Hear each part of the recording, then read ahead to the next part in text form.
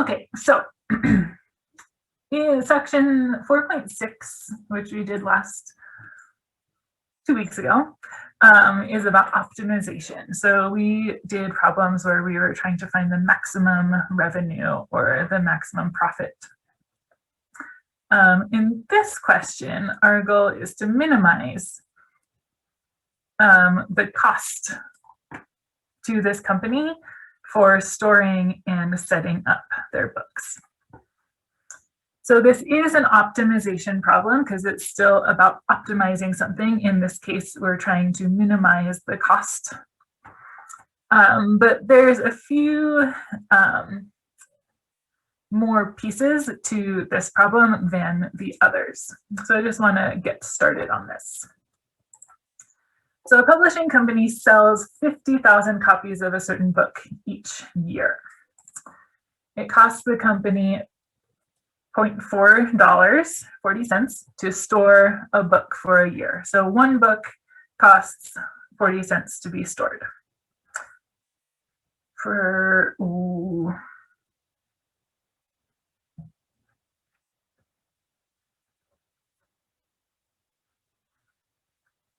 I'm guessing that this is a year instead of a day. Oh no, that's right. Okay, never mind, sorry. Spring break. Okay, so it costs 40 cents to store a book for a whole year. So that's one of the costs, is storing the books. The other cost is that each time that this company wants to print additional copies, it's going to cost the company $250 to set up the presses. So we need to know how many books the company is going to produce during each printing in order to minimize its total storage and setup costs.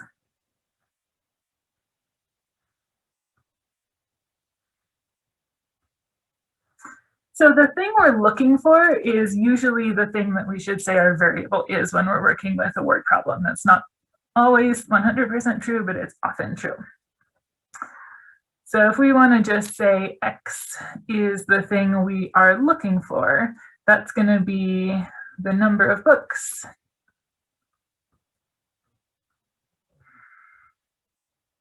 produced per printing.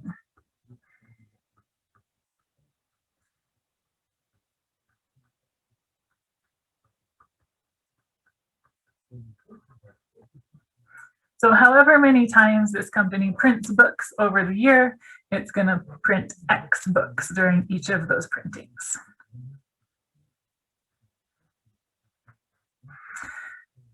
The thing about this problem is that we actually have one other unknown.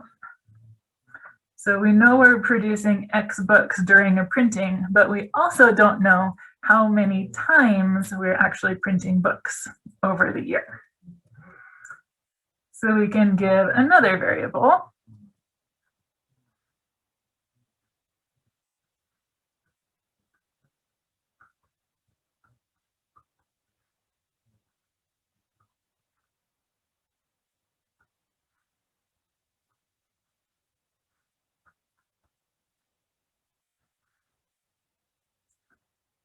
So the storage cost, the cost of storing books, is going to depend on how many books are in the warehouse over the course of the year.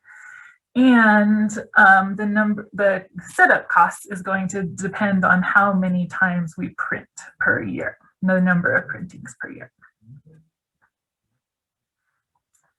So the other thing that the thing that we are looking to minimize is the total cost.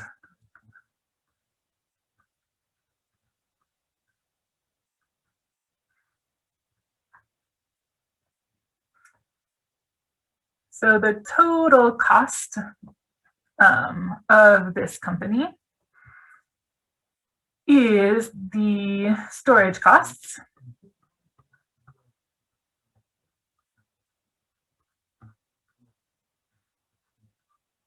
plus the setup costs.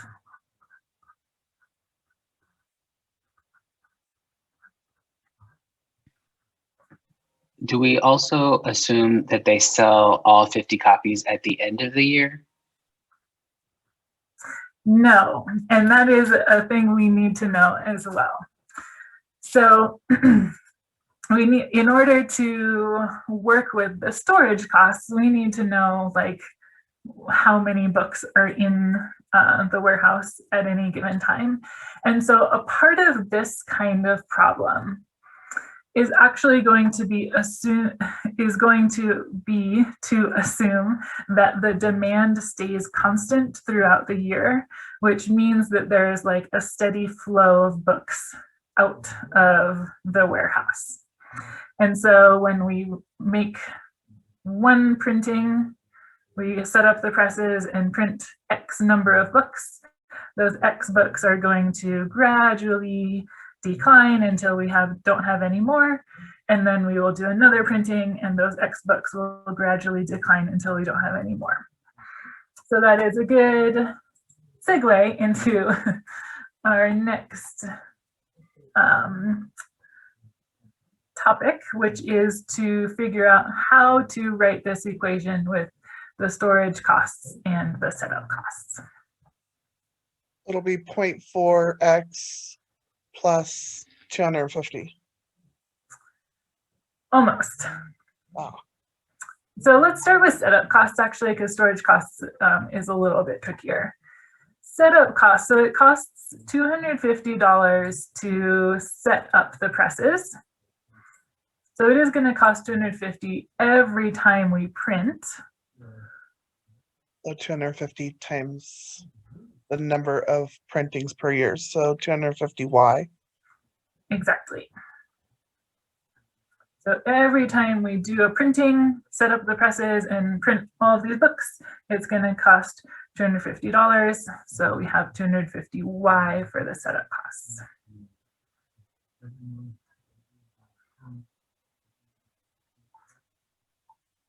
Storage cost will be that 40 cents, 0.4 in this case for dollars. And it will be times how many books are in the warehouse.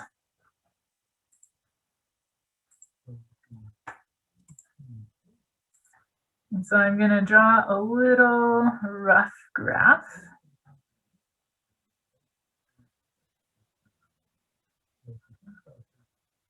So I'm just going to say books in storage.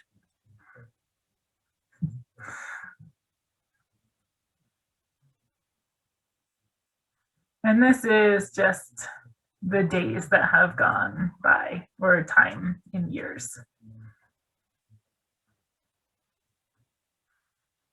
It doesn't have to be super perfect, but as time goes by, we can see how many books are in storage. So on our first printing,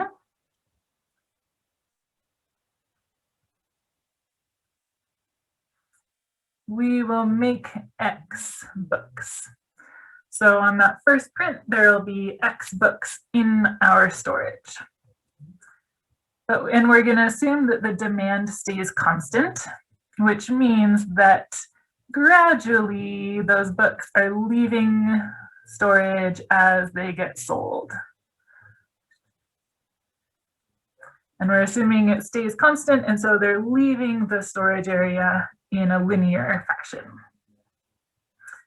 But once we don't have any more books, that means we need to do another print. And so this is actually a piecewise function where on that moment, once we don't have any books anymore, we need to print X books again.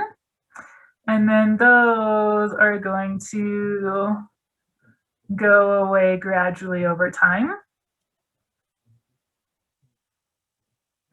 And then we'll have to print again. And we don't actually know how many printings there are going to be, so this might be too many. But gradually, every time we print, those books will trickle out in the same fashion. So the average number of books in storage per year, or average number of books in storage at any given time.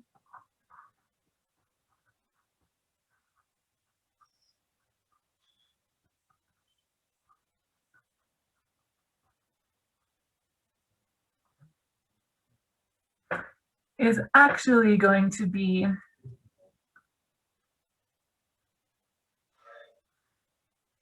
that should be a straight line. X over 2. So if we took all of the number of books in the warehouse every day over a year, it would average out to be X over 2 books over time, because every time we do a print, we're starting with X and then it's going down to 0, and then it goes to X and goes down to 0. So all of that up and down balances out to be X over 2.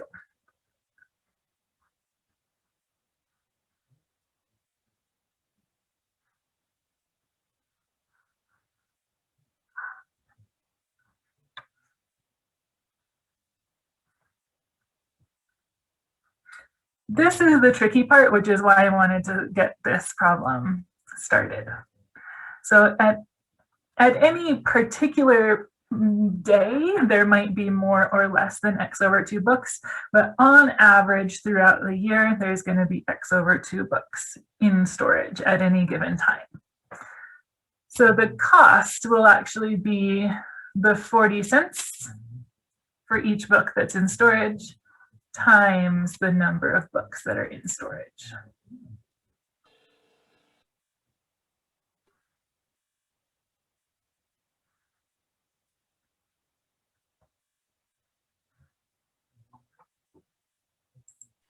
How did we find the average as X over 2?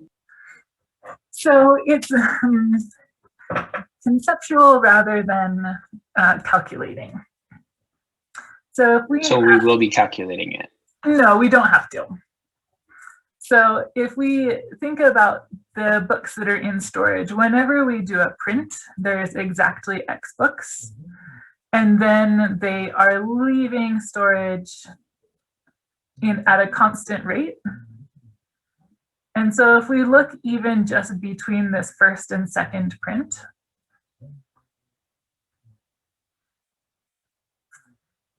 we're starting with X books and we're ending with 2 books, or excuse me, 0 books. And so the average number of books is going to be X over 2. So we could take the average of X and 0. So kind of we're saying, like, by definition of average, it's just the middle of it. And since we're working with a straight line, it's always going to be half. Exactly, yes. Okay.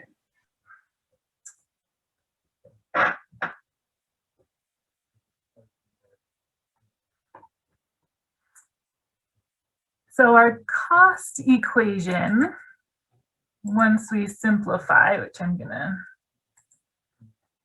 bring down here. So if we multiply the 0.4 times X over 2, or just reduce the 0.4 over 2, we'll get 0.2X.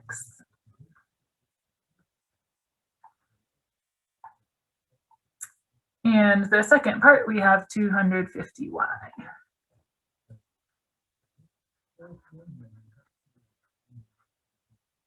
So this is this cost equation, passing this little graph to get to here.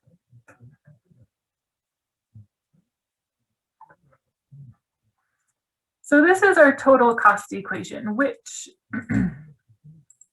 is what we want to minimize.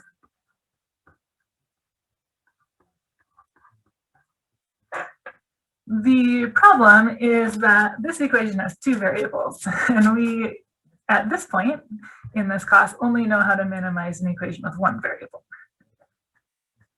So we have to think back to algebra and figure out how to get this as an equation with just an X and not a Y also. And there is one piece of information from the problem that we have not used yet. So I'm going to scroll up for a moment. 50,000. Yes, exactly, the 50,000. So we used the cost per book to store. We used the setup cost, but we don't know, or we haven't used that 50,000 yet. So in order to deal with two variables, we need two equations. So we need an equation that relates X and Y with that 50,000 copies.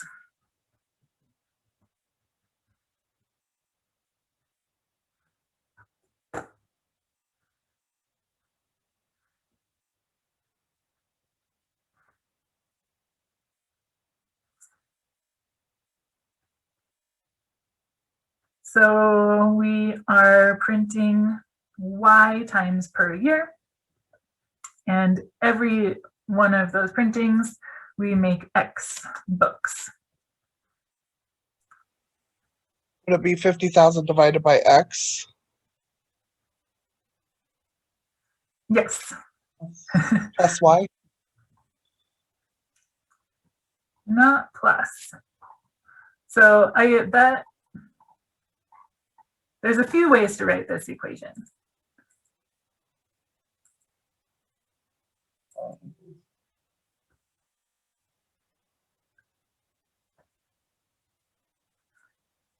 So y equals 50,000 divided by X?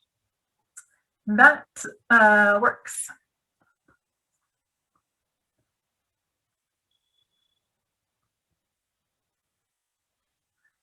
The way I would think about it, but either of these is fine, is to think of X times Y equals 50,000.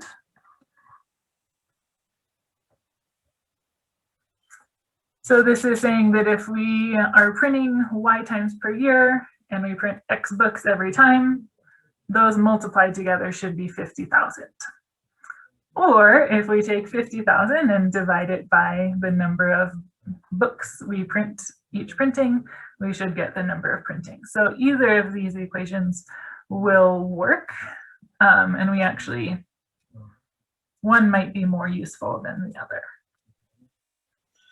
So then would you try to plug in like for every week, if you were to do it every week or every month or every quarter, and just see which way works the best as far as cost wise?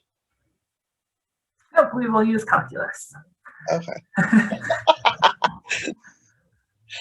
So this is kind of where we're gonna stop for today, and I will just talk a little bit more about the next steps.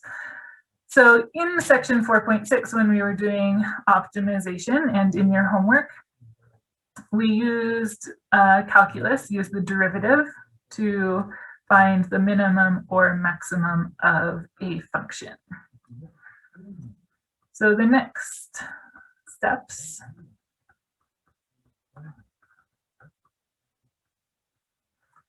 we need to get C in terms of only X.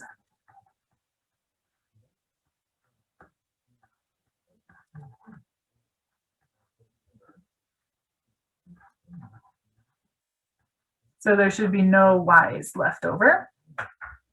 And that's why we needed the second equation, because of algebra.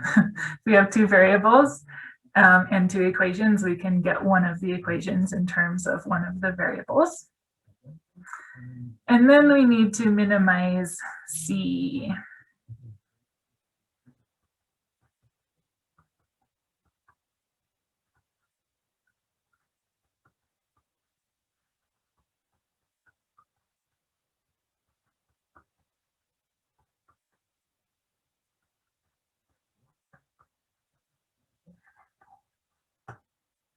Using section 4.6 techniques.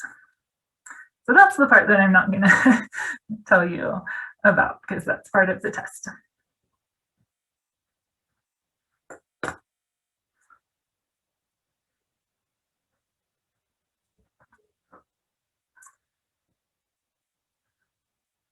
So just reviewing this real quick, and these notes will be posted on Canvas as usual. So this publishing company basically has two costs, the setup costs and the storage costs. And so the total cost is going to be the sum of each of those.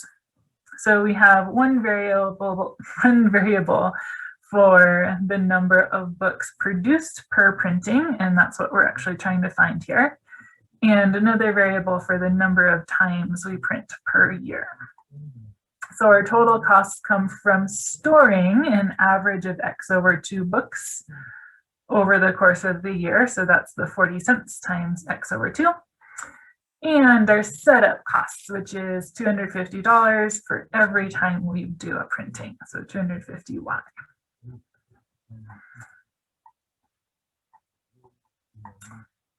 And so we have that total cost equation. But then we also have another way to relate X and Y based on the fact that we need 50,000 books over the course of the year. So X times Y should be 50,000, or we can solve it for Y and get Y equals 50,000 over X. So you will need both of these equations for the actual minimizing. So we need to get C in terms of just X, and then we need to minimize C based on 4.6.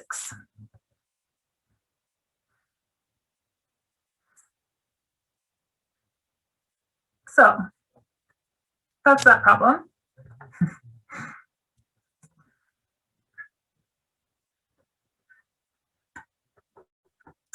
I'm not going to go any further on this problem, but are there any questions about any of this part above?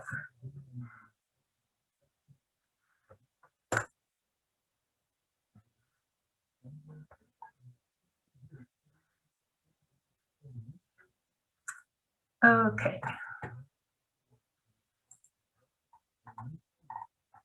Awesome.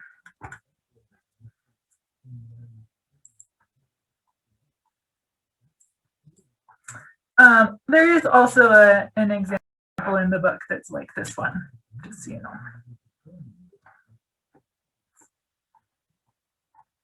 Okay, so that is the test. Feel free to ask questions at the beginning of next class. And now we're going to start section 5.1.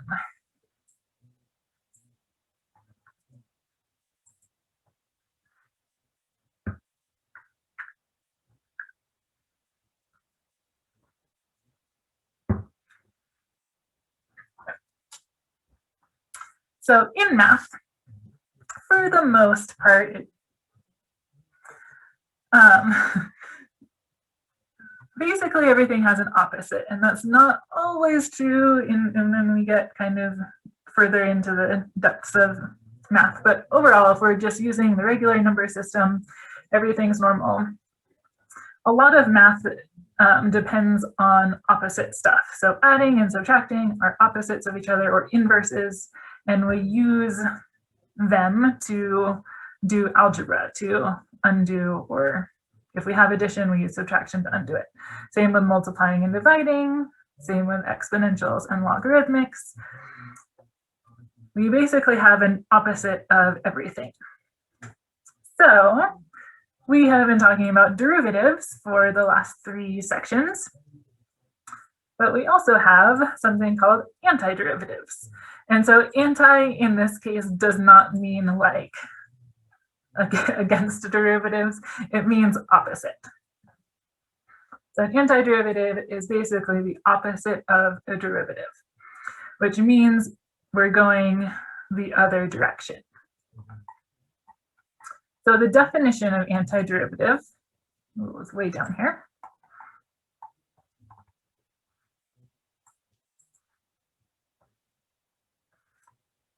Is this.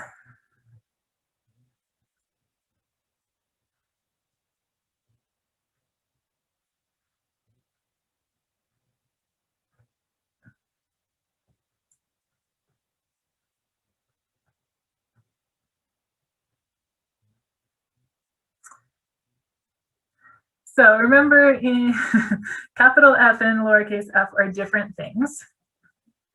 And in general, capital F is used for antiderivatives. So a function capital F is an antiderivative of a function little f. if the derivative of big F equals little f.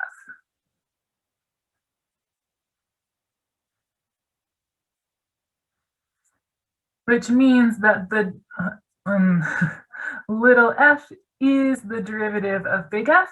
So big F is the antiderivative of little f. It's just going the opposite direction. So instead of taking a derivative, we're like going backwards and undoing a derivative. So here is an example.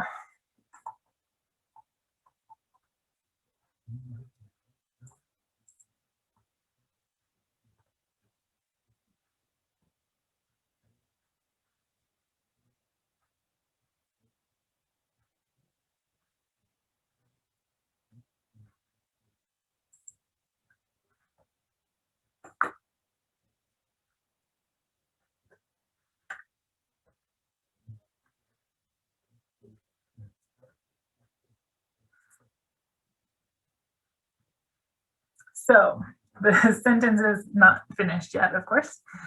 But so this says the function big F of x equals x cubed over 3 is an antiderivative of the function little f of x equals x squared, because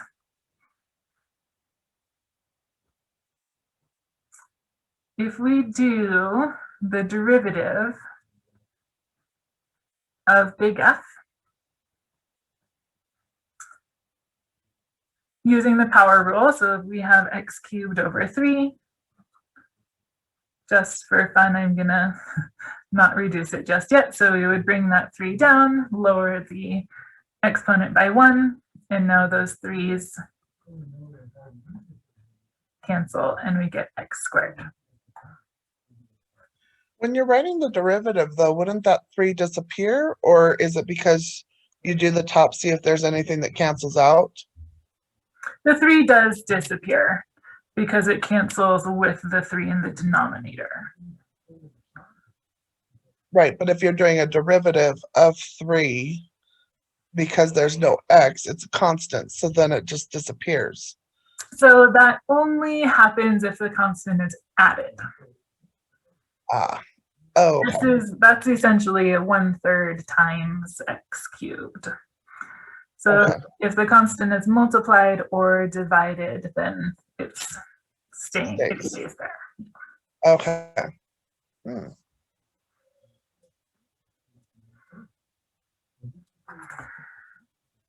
So the derivative of capital F is the same as little f.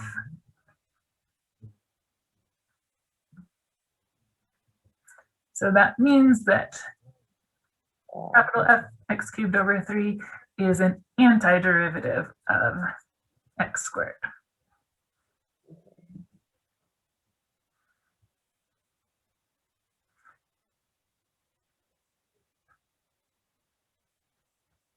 And the key word in this example here is this word "and." All functions have more than one antiderivative. I was going to say, if we add a constant onto the end of the big F of x, wouldn't that also be the same? Yes, exactly. And that is exactly where we're going with this. Since we can always add a constant to the end of something and it doesn't change its derivative, that is where we get these other antiderivatives. So our next example, I don't know why I put these so far away today. There we go.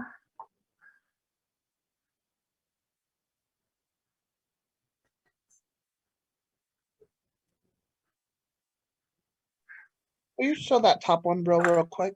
Yes, I am trying to adjust things. Okay, here we go. Thank you. So we have a new function in this next one.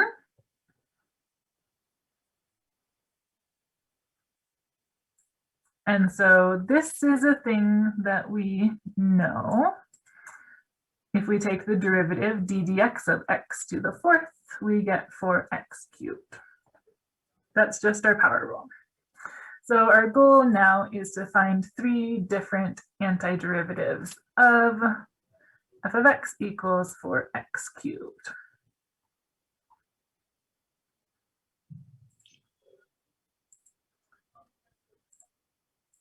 X squared.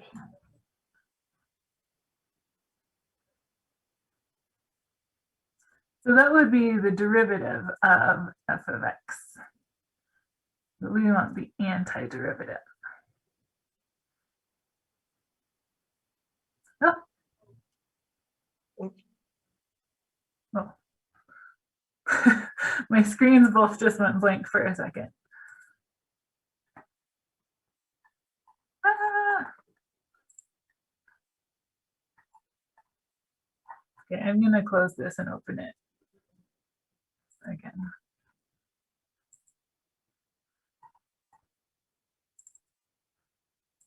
Mix.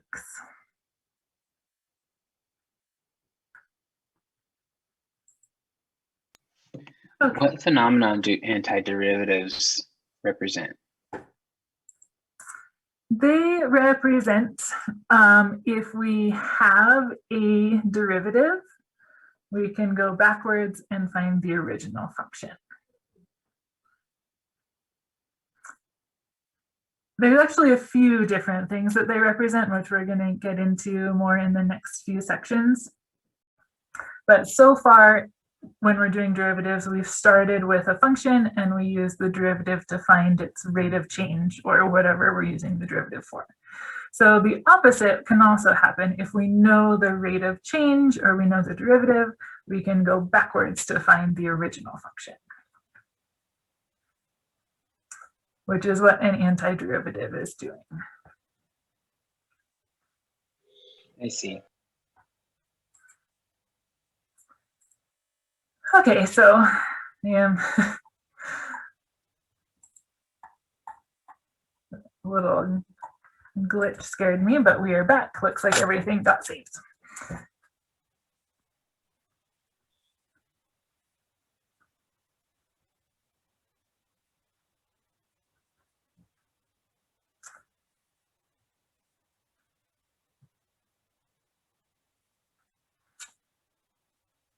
So remember up here, the big F, x cubed over 3, was an antiderivative of little f, because when we took the derivative of big F, we got to little f. So here we need a function where if we took its derivative, the result would be 4x cubed. X to the fourth. X to the fourth, exactly.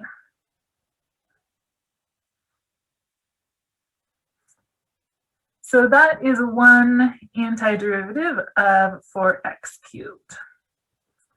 Because if we did take the derivative of x to the fourth, we would get to 4x cubed.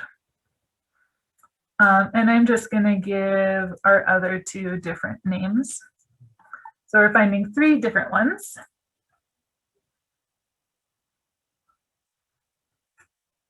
So what's another function that would be an antiderivative of 4x cubed?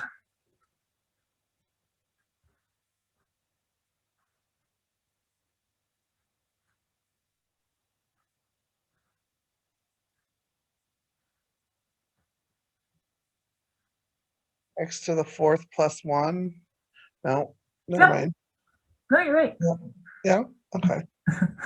Yes, so this is that adding a constant will always not affect the derivative. So if we're looking at the derivatives over here, f prime of x of the big F is 4x cubed. So that shows that that was a correct antiderivative because we got the 4x cubed that we were going for. And then if we do the derivative of this capital G, that 1 is not affecting anything. When we take the derivative, that 1 just goes away, and we get 4x cubed again.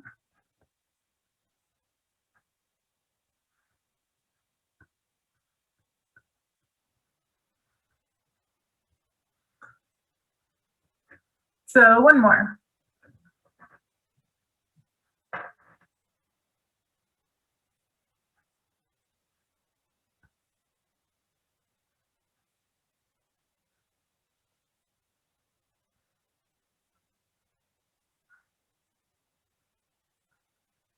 Could it be like the top one where you have,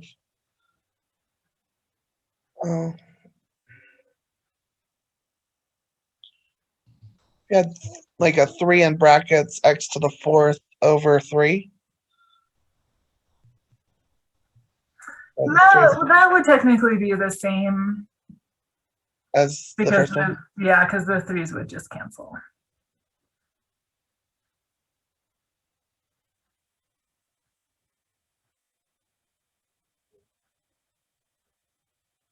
So could we do like 1 over x? So then go for it. Never mind. No, to the negative 4th. Yeah, that's what I was gonna say, but it's That's still the same thing though, just written in a different way. yeah, that's what I was thinking. Was it's just written this? Yeah, so those are the same function. We want 3 different functions. So remember the goal, oh, sorry, go ahead. I was just gonna say. I mean, we could just do x to the 4th plus 2 because that's the same thing. But I don't know if that's No, that's exactly, okay. that's exactly right. And it could be anything. So this could be, I'm just going to add one more. Let's call it J. This could be like x to the 4th minus pi, and that would also work. Because whatever that constant is, it's not affecting the derivative. So the thing that all of these answers have in common is that their derivative is that little f that we started with, the 4x cubed. So all of these are antiderivatives of 4x cubed. And so there are literally infinitely many because we could add or subtract any number and it would still be an antiderivative. So we don't normally just sort of randomly choose numbers to add. But the point here is that we can add or subtract any constant and it doesn't affect the derivative.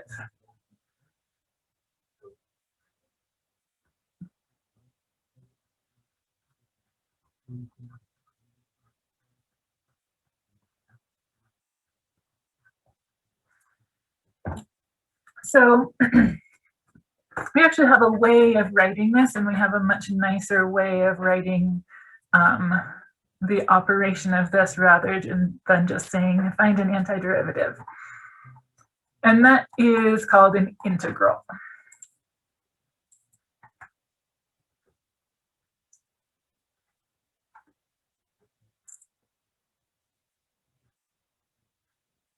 So I'll let you take this in first before we talk about what all of this means.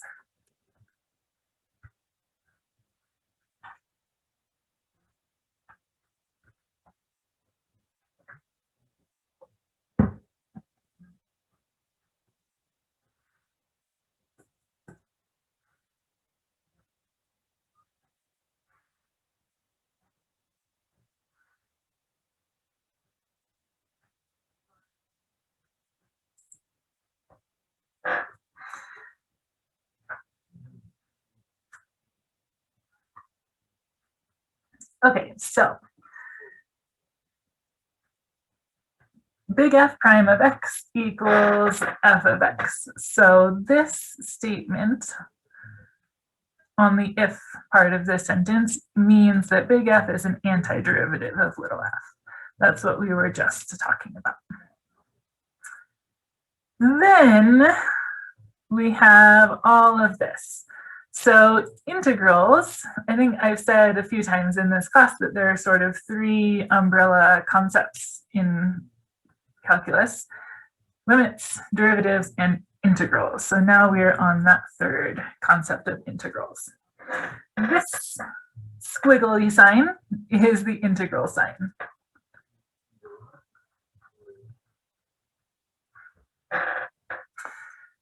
So just like we have like a prime or some other things to indicate we want to take the derivative of this, now we have this little squiggle to indicate we're taking the integral.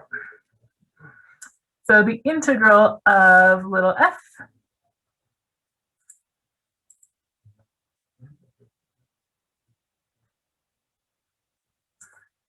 dx is something that we'll talk more about when we get into a little bit deeper into integrals. But this is just saying x is our variable. It's it is actually the same dx as when we do like dy dx, which means the derivative of y with respect to x. Now this little dx is saying take the integral with respect to x.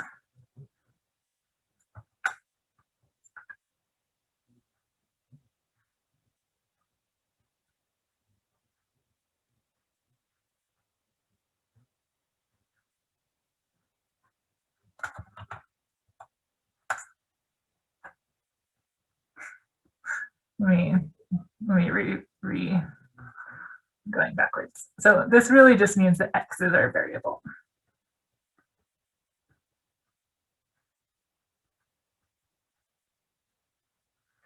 So this integral notation kind of makes a sandwich.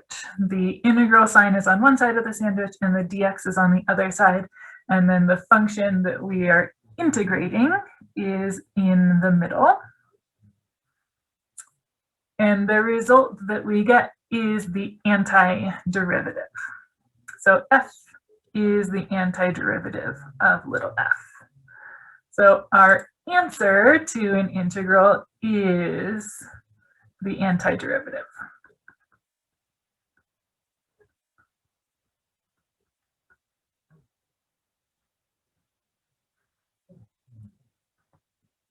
So this is exactly what we were doing, finding antiderivatives. We just have a different way of writing it.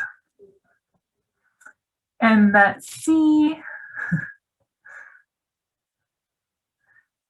means that the general answer to an integral or an antiderivative is that we can always add any constant. So a plus C is always a part of an answer to an indefinite integral. And we'll talk about what definite integrals are later. But when we are taking the integral or the antiderivative, we always add a plus C.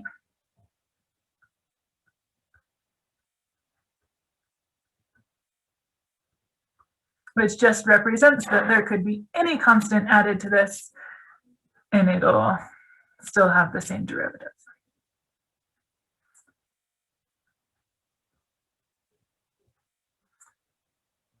So this is a lot of new notations right now, but everything we know about derivatives is going to apply to integrals. What we're going to be doing is just working backwards from everything that we've done in the last few sections and practicing this new notation.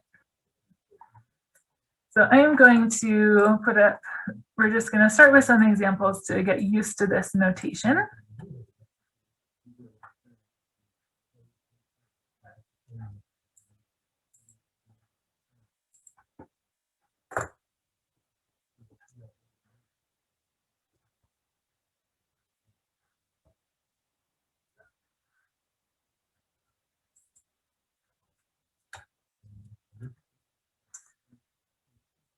So we have this integral swirl, the integral sign, x squared, and a dx on the end.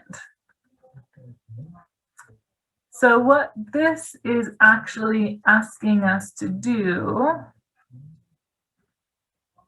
is to find the antiderivative of this.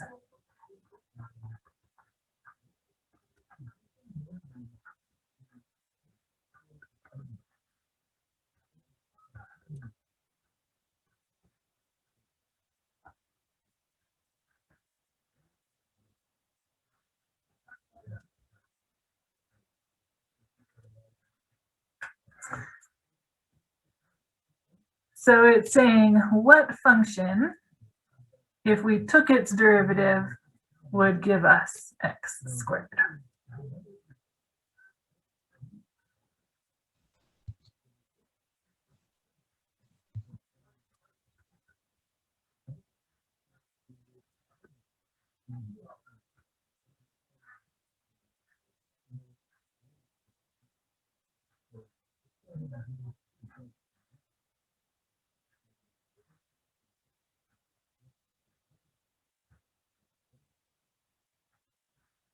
Any ideas?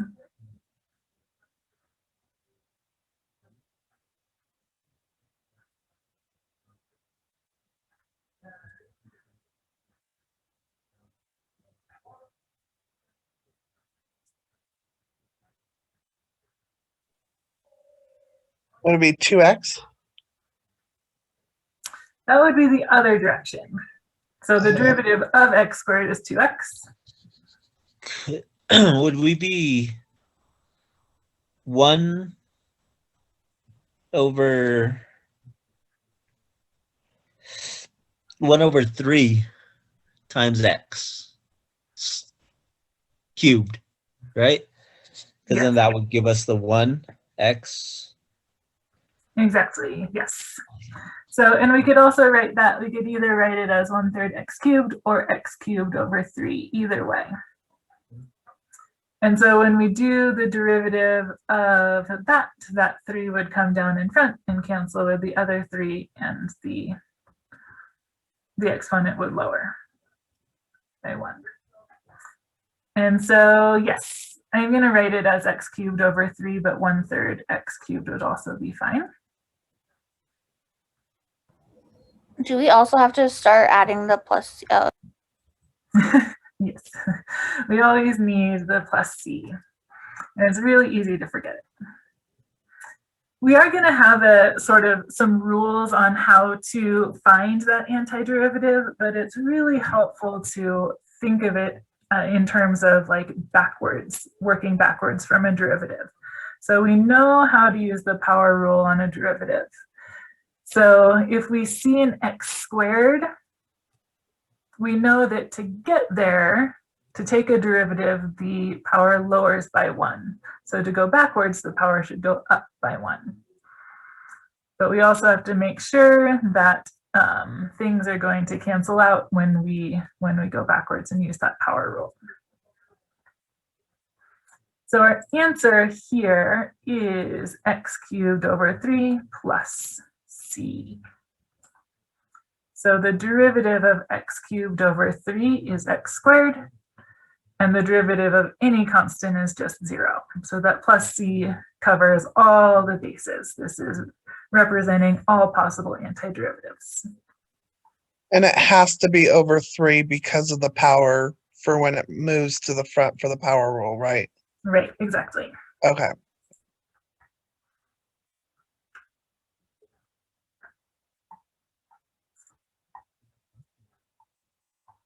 We have more than I wanted down here.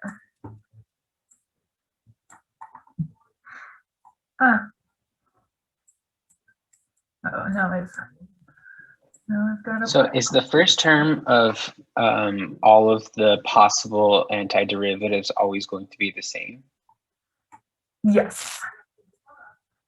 The only thing that would ever change is that constant that's added to the end.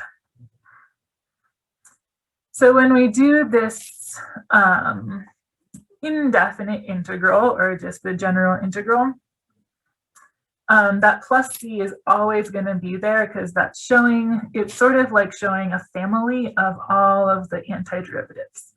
It's going to definitely have an x cubed over 3 in this case, but we could add any constant or subtract any constant, and that would also be an antiderivative.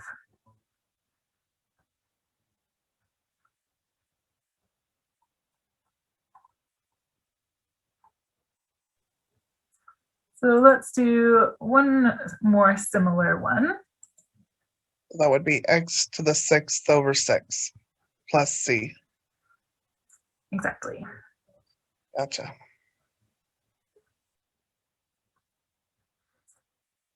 Because if we did the derivative d dx of x to the 6 over 6, that 6 would come down and multiply, the power would go down by 1, and those 6's will cancel each other out. So we can always check an integral by taking the derivative. So integrals and derivatives just go back and forth between each other. So we can always check by using our derivative rules to make sure we get what we started with.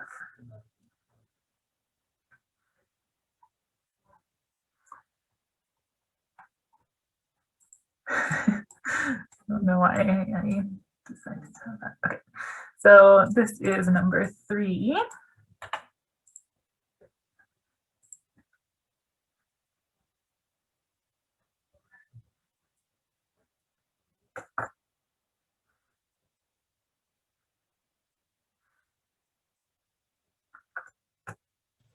And would this one just be the EX? E to the X? E to the x plus c. Yes, exactly. So we know that the derivative of e to the x is itself, which means that the integral of e to the x is also itself. So e feels feels deceptively simple, but that's it. It is its own derivative, which means it's also its own antiderivative. The only difference is that we need that plus c.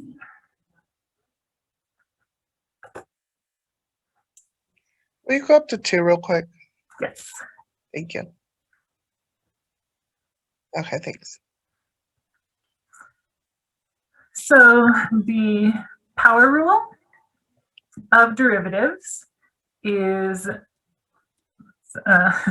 something that we will use for antiderivatives also. So that's really what we were doing here, is just working backwards from the power rule. We also know stuff about E. So E is its own derivative, which means its own antiderivative as well. And natural log is also going to come up too. So on these ones, we were just sort of practicing working backwards from derivatives, which often I think is the easiest way to find antiderivatives. However, we do have some rules. And these are in the book on page 322.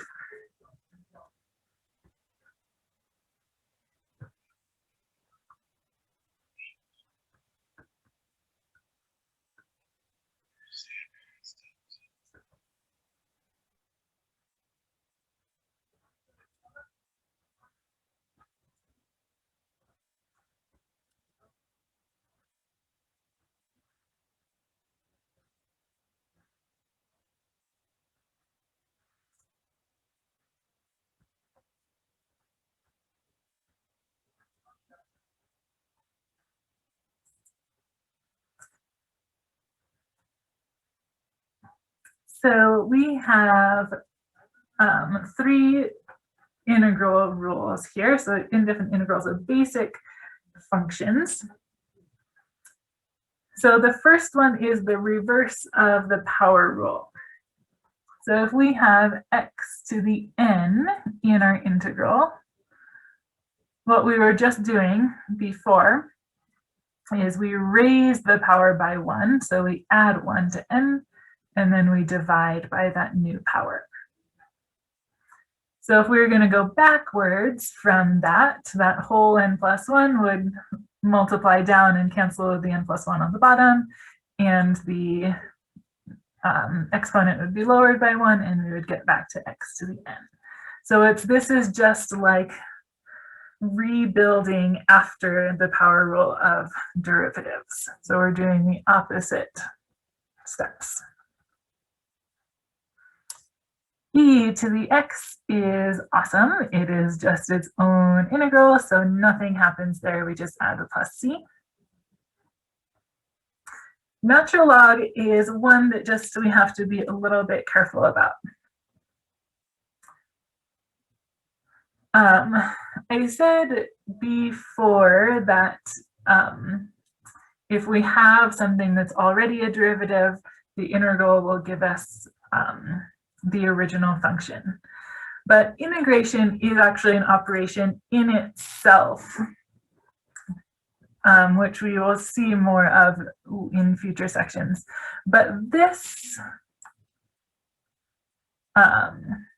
function, 1 over x, has a domain of all x's other than 0. So positive or negative x's can go in that function, whereas negative x's are not allowed in natural log, which is why the natural log has absolute values around the x in this case. If we're just doing derivatives and we do the derivative of natural log of x, that already means that there are no negative x's because the x is in the natural log. But in this integral, we're starting with 1 over x, which means x can be positive or negative. So we just need to put the absolute values around that x when it's inside of the natural log.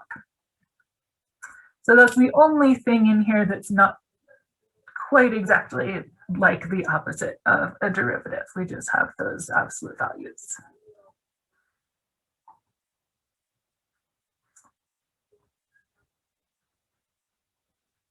So we're going to use these rules, and there's one other rule which I don't even think these are worth having written down necessarily. But basically this is saying just like derivatives, if we multiply something inside of the integral, it's the same as multiplying it on the outside. We do that with derivatives all the time without realizing it. And if there's adding or subtracting inside of an integral, we can separate that into separate integrals. So we do that with derivatives also. If we're taking the derivative of a polynomial, we just do one term at a time, which is how it works for integrals as well. So these are also on page 323. Or they are on page 323.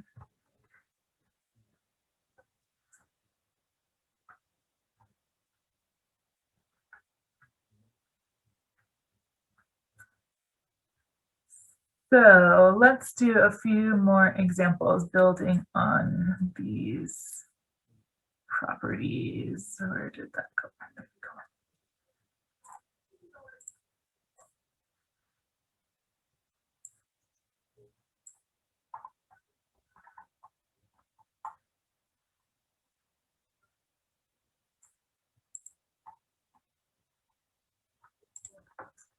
And let's just start with number 1.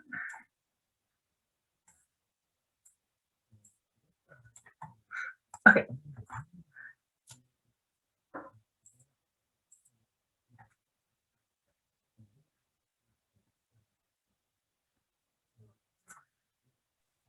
Two x. 2x, exactly. And what else? What's missing here? Plus c. Let's see, exactly.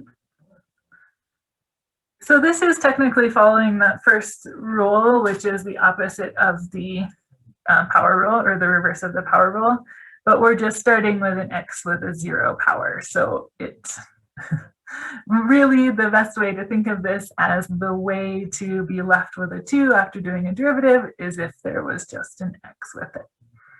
So integrating a constant will always just add an x there.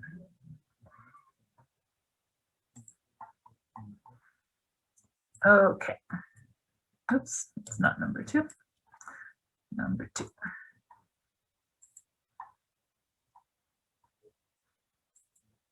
So notice here that instead of having a dx, we have a dt. And that's just because our variable has changed. So that's part of the sandwich that's saying, take the integral and here is our variable. And whatever's inside is what we're integrating.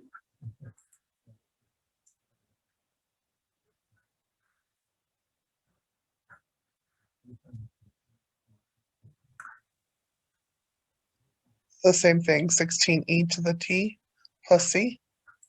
Exactly.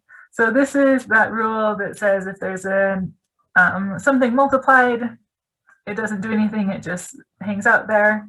The integral of e to a variable is just itself, and we have a plus c.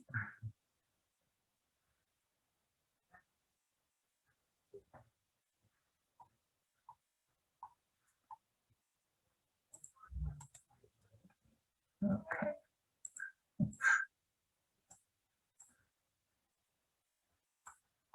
Number 3. So take a minute to try that one on your own. Oops, sorry.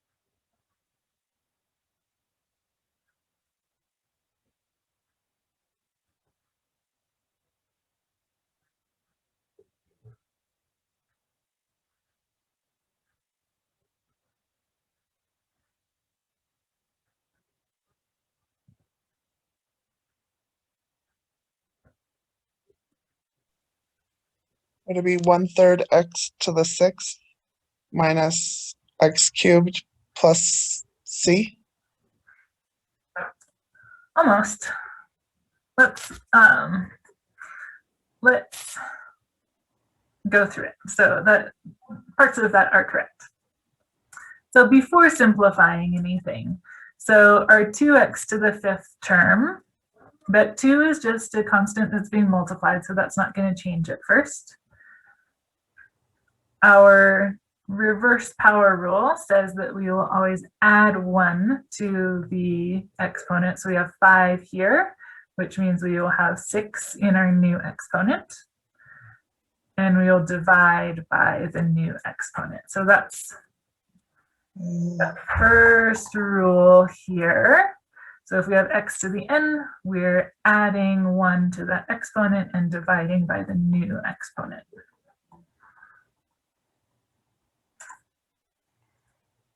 So then in the next one, just following that rule for now. So we have minus 3x. We're going to add 1 to the exponent to get a cube and divide by that new exponent, which is 3.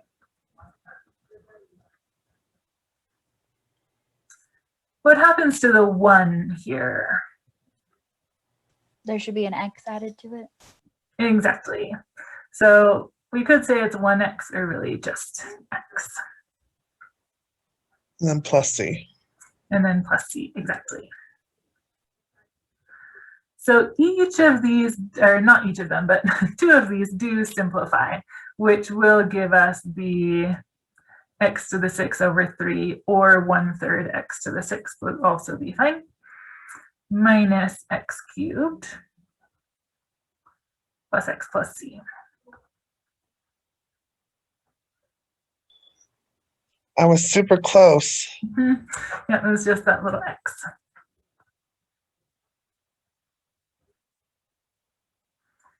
So some of these are more straightforward to work backwards from derivatives, but once we get into exponents that are a little more complicated, like negatives and fractions and things like we did with derivatives, this first rule is going to be really helpful.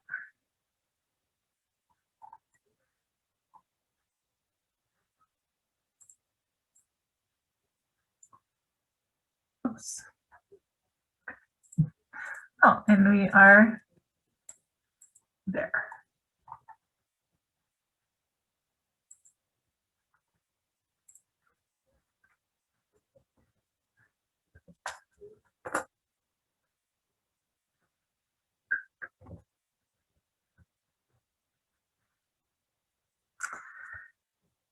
Our setup for derivatives, or excuse me, for integrals is the same as for derivatives in that we want everything in the format that fits our rules.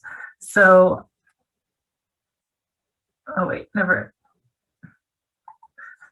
mind. I was reading this problem wrong. That is true, but I'm sort of on a tangent, so I'm gonna stop there for a second. So here we have 5 over x minus 4e to the x. And so before going through this one, I just want to highlight one thing that's written here on this number 1, is that x, oh, that should not be a 1, that should be a -1.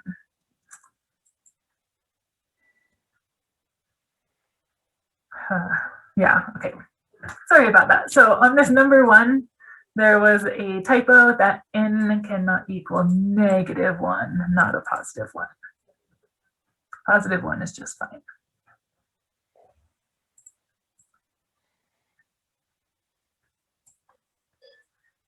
And that is because if we look at this rule, if there were a -1 in that n, we would end up with a 0 in the denominator, which is bad. So that's why we have, or that's not why, but to fill in that -1 situation is rule number 3.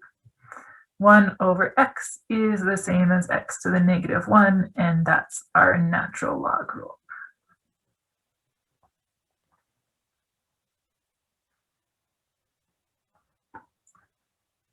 So going back to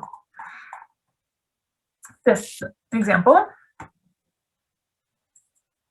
Would it be natural log of 5 minus with the absolute value minus 4e to the x plus c?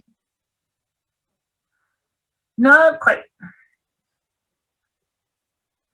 So I'm going to write that natural log rule down here. So if we're doing the integral of 1 over x dx, that equals the natural log of absolute value of x plus c.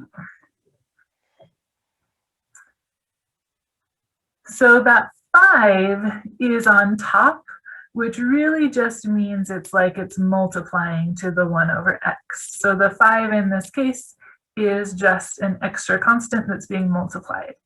The x in the denominator is the thing that we should be focusing on.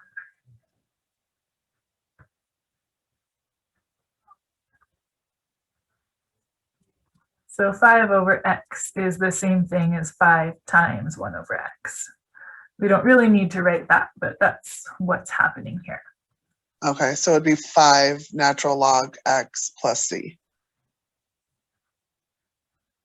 5 ln absolute value of x. Yes, exactly. For that section, the 5 over x is going to have an antiderivative of 5 natural log absolute value of x. And then we also have the minus 4e to the x. Oh, yeah. And that stays the same. And that stays the same. And then plus c. Plus c, yeah. So we had this x in the denominator, and since it doesn't have an exponent on it, that is our natural log situation.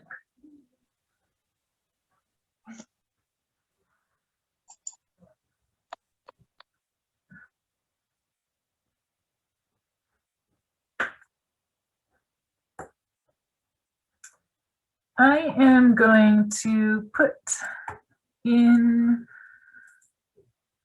the chat a link to one more practice problem.